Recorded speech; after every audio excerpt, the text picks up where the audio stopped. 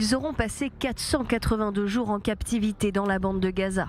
Arbel Yehoud a été enlevée le 7 octobre de son kibboutz de Nir Oz où elle a grandi. Sa famille est originaire de cette localité depuis 3 générations.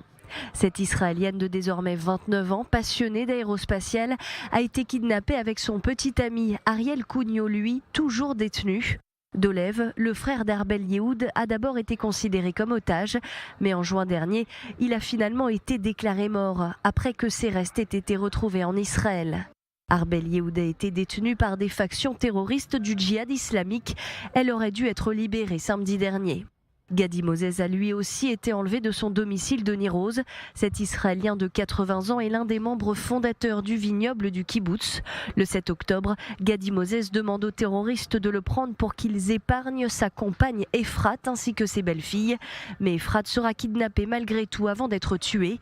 Son corps sera abandonné en Israël. Sa fille Doron a, elle, été enlevée avec ses 2 petites filles, Raz et Aviv. Elles ont toutes les 3 été libérées lors du premier accord. Agam Berger est la dernière des observatrices de Tsahal détenues dans la bande de Gaza. Le 5 octobre, 2 jours avant les massacres, elle est transférée dans la base militaire de Nahal Oz. Cette Israélienne de 19 ans, passionnée de violon, est originaire de Holon. Le 7 octobre, elle a pu téléphoner à son père avant d'être emmenée à Gaza avec 6 de ses sœurs d'armes. L'une d'entre elles, Ori Megidish, sera libérée par Tsahal 24 jours après le 7 octobre. Noa Martiano, elle aussi observatrice, a été tuée en captivité. Son corps a été retrouvé par l'armée israélienne.